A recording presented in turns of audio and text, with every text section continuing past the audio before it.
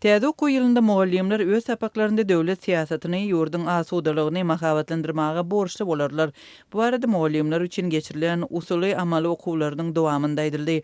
Türkmenabad şäherinde mugallimleriň köpçülikliğin usuly amaly okuwlary 8 awgustda welaýatyň baş bilim müdirliginiň dürli dersler boýunça kuratorlarynyň ýol başçylygynda geçirildi. Ýygynaga gatnaşan Türkmenabadly mugallimler azatlygy anonimlik şertinde gurrun berip, ýygnakda edilen talaplaryň mugallimlerde ençeme sorag döredönligini aýtdylar. Matematika ýa-da tarih tapawudy ýok. İslendik muallim täze okuw ýylynyň ilkinji gününden başlap prezidentiň alyp barýan siýasaty we onuň bitaraplyk statusy ýurtdaky hemde jemgyýetdäki asudalygy saklamakdaky uly rol barada hökmany suratda mahabat etmäge borçly.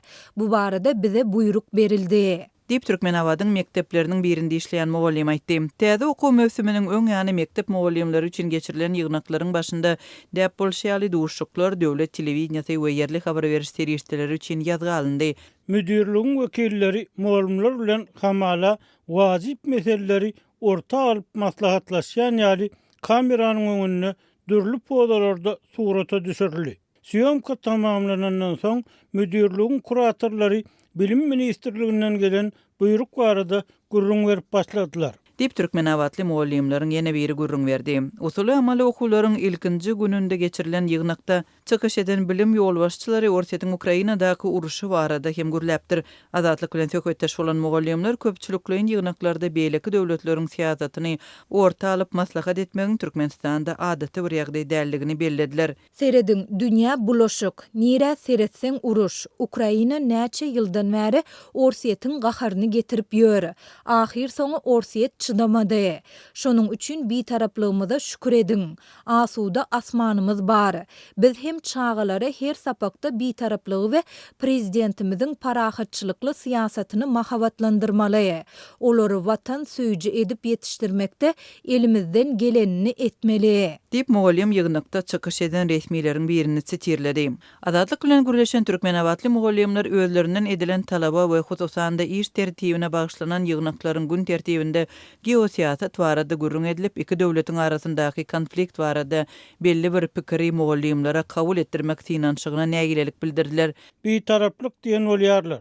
Ýöne Ukraina bilen Orsiýetiň arasyndaky uruşda kimin günäli ýa-da günäli ýerli barada näme sebäpden açyk gurrun edilenligi maňa düşnüksiz boldy. Öňler beýle zatlar bolmazdy. Bu gurrunlaryň usuly okuwlar bilen nähili ara baglanşygynyň bardygyny kärdeşler düşünmedi.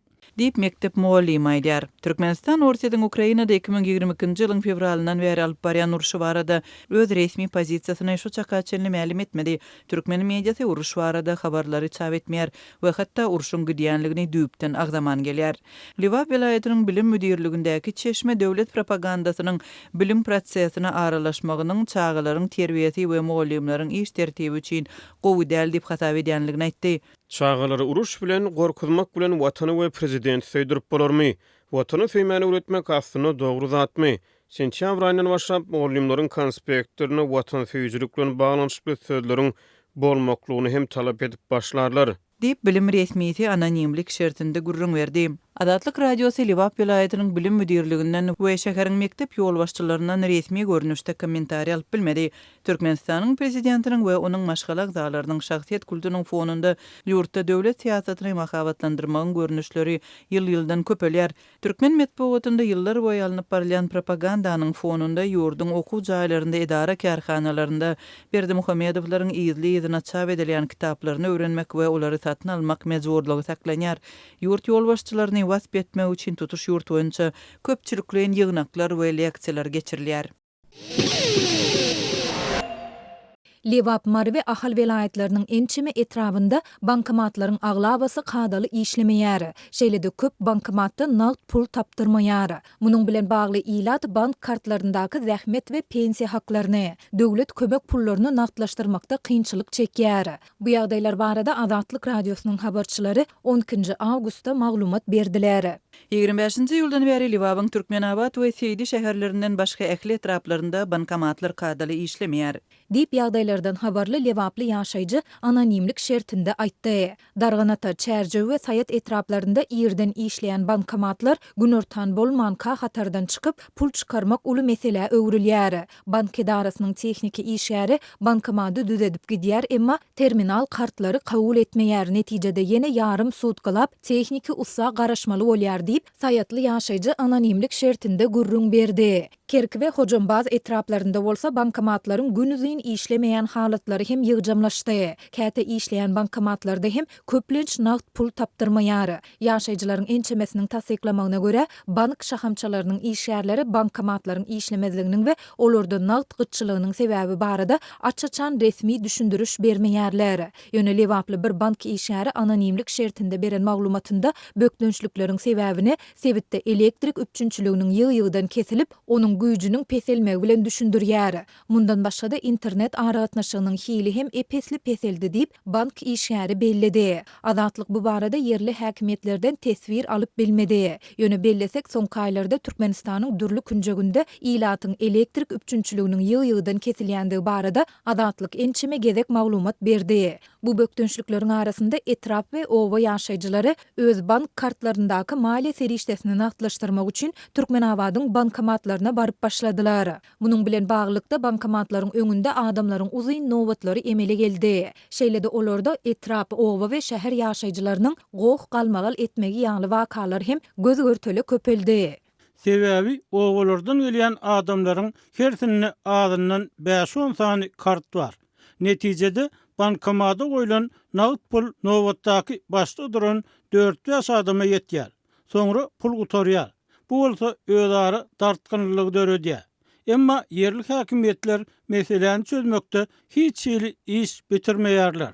Dip Türkmenabatly ýaşaýjy anonimlik şertinde aýtdy. Şuňa meňdeş ýagdaýlar bilen Marynyň etrap we owa ýaşaýjylary hem ýüzbe-ýüz bolýarlar. Sebitdäki habarçymyz awgust aýynyň başyndan bäri ilatyň bankomatlardan nagd pul çekmekde kynçylyk çekýändigini, şeýlede olaryň öňünde uly nowatlaryň dörendigini aýdýar. Welaýatyň çetki Tawtabazar etrabynda şeýle hem Serhedabad, Galaýmor, Sarýazy ýaly ilatly ýerlerde bankomatlardan nagd pul serişdelerini çykarmakda uly bökdünçlikler döredi. Bankomatlar köplenç uzaklygyň näsaz ýagdaýda işlemän durýar. İşlän wagtynda hem ýa kartlary kabul edenok ýa-da nagd pul gutarýar diýip ýagdaýlardan habarly yerli ýaşaýjy anonimlik şertinde aýtdy. Habarçymyz Mary şäherinde Tokyo internet üçünçüligi kesilmese nagd pul çekmeň ganymatrakdygyny, ýöne Sakarçaga, Garogum, Murgap, Oğuzhan etraplarynda bankomatlar işlän mahaly hem nagd pul tapdyrmaýandygyny belleýär.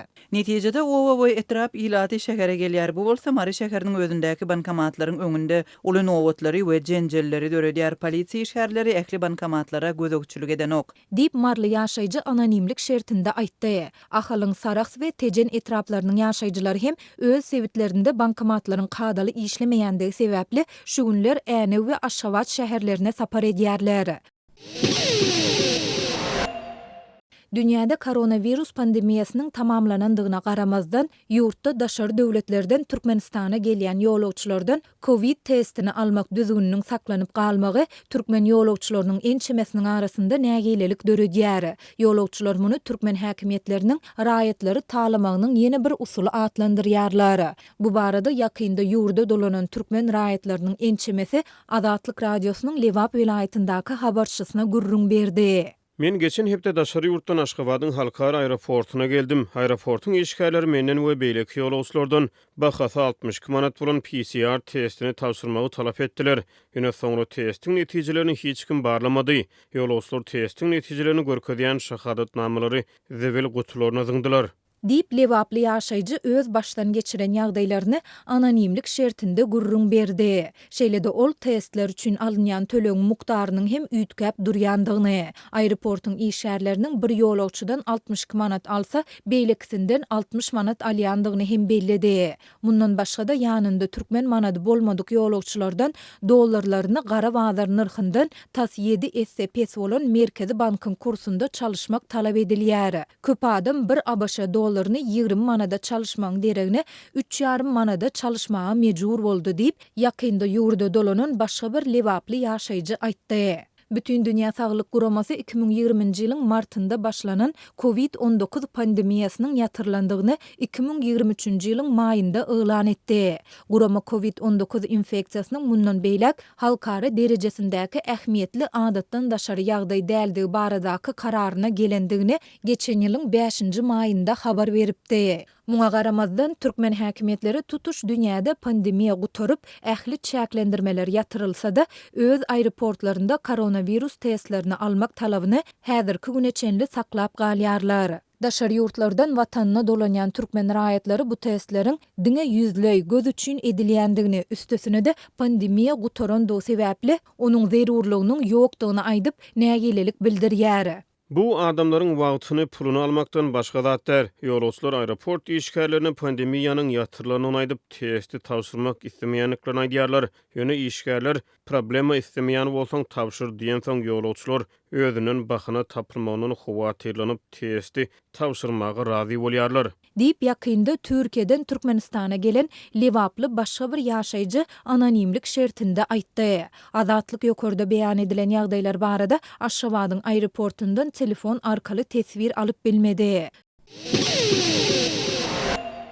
Ukraina goşunlarynyň öz çägininden ankedici hüjümüne garşy durmak üçin gyssagly goşun çeken Moskwa 12-nji awgustda Ukraina bilen serhetdeş iki sebäpde ýaşaýan adamlaryň goşmaçy has köp evakuasiýa edilmegini buyurdy. Kursk sebätinden göçürilmeli edilen asudy ilat köpeldirip 14.000 töweregi ilaty bolan Belovsk etrawynyň adamlaryny hem öz synalýar diýip etrap başlygy Nikolay Volobuyev Telegramda veren habaryny aýtdy. Ýagdaý ören dartgynly. Dolge Budu owasyndaky ýa-da Obansk etrawynyň Bushmeni şäherçesindäki ýygnanmak nokodyny öz başda gelip biljek her bir adam gelmeli. Olar awtobuslar bilen üpjenediler. Şimdi hem Sevit'te galmagyny dowam etdirýän adamlardan haýyş edilýär. Sevit'i terk edin diýip Volobuyev ýazdy. Russiýanyň Gorunmak ministrligi 11-nji awgustda Telegramda ýazan ýazgysyny Ukrainalaryň Kursk Sevitiniň içine edýän hüjüminiň togtadylanlygyny öňe sürdi. 12-nji awgust güni irden Günwatar Belgorod Sevitiniň gubernatory Vyacheslav Gladkov Telegramda häkimetleriň Krasnoyarsk etrawynyň ýaşaýjylaryny Ukraina güýçleriniň bu ýerde gorkadýan işçänligi sebäpli has howpsuz ýerlere göçürýändigini aýtdy. Bu evakuasiýa Ukraina goşunlarynyň Russiýanyň içinde 30 kilometr töweregi öňe ilerleýän wagtynda bolup, Ukraina güýçleriniň bu göçümi 2022-nji ýylyň fevral aýynda başlanan uruşdan bäri iň möhüm hüjüme gurildi. Şeýle-de Ortiýetiň harby güýçleri 12-nji awgustda howa goraglarynyň öten agşam Ukrainanyň Günwatar Kursk Sevitini nişana alan 11 pilotsuz uçaryny saklandygyny aýtdy. Howa goragçylary Belgorod Sevitini Ukrainadan uçurulan 5 pilotsuz uçary we Voronezh Sevitini 2 sany drony ýok etdi diýip ministrlik 12-nji awgustda aýtdy. Ýöne ministrlik Ukrainanyň jemi näçe sany pilotsuz uçar uğradanlygyny aýtmady. Ukraina goşunlary Kursk Sevitini 6-njy awgustda girdi. Bu Moskwanyň 2 ýyl gowrak mundan odal goňşusynyň üstüne çöküp başlayan giň ýerimli uruşundan bäri Kiýewiň iň uly serhetdaşy operasiýasy boldy. Ukrainanyň harby güýçleri serhetden aşyp Kursk Sevitindäki bir näçe ilatly nokody ele geçirdi. Olaryň Sverdiklowoda we Porozda administrativ binalary ele geçirýän pursatlaryny görkezýän klipler, videolar peýda bolup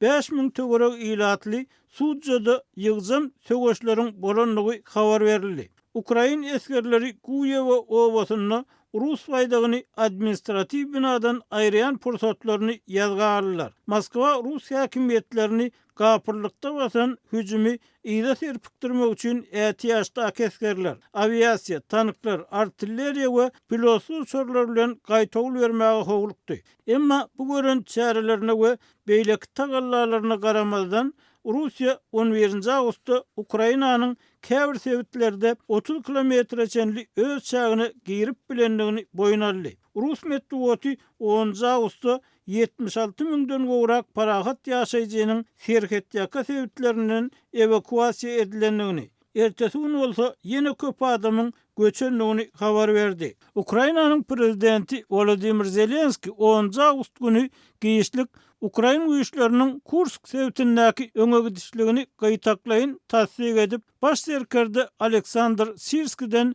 öň hatardaky ýagdaýlar, goşunyň hereketleri we uruşy hüjümçüýüniň çägine ýaýwanlandyrmak tagallary barada birnäçe habar alanlygyny aýtdy. Şu aralykda Orsiýetyň basyp alan ýerine Ukrainanyň gün ortasyndaky Zaporizhia ýadro deskasyna turan ýangyn dol öçürildi deyip Moskwa tarapyndan bellenen resmi 12 awgustda habar berdi. 11 awgustda akşam saat 8 töwereginde zawodyň soğuducu diňine başlanan ýanganyň näme sebäpden turanlygy anyk däl. Ukrainanyň prezidenti Volodymyr Zelenski bu ýangany Russiýanyň turdanlygyny aýtsa, Rus resmiýetleri şol sanyny Taşary işler ministrliginiň medeniýet wekili Mariya Zakharova Kiýewi Belkastan zawody ýok etmek we ýadro terrorçylygyny ekmek finansygyny aýplady. Halkara Atom Energiýasy agentliginiň bu ýerdäki wekilleri ýanganyň ýadro howpsuzlygyna ýetiren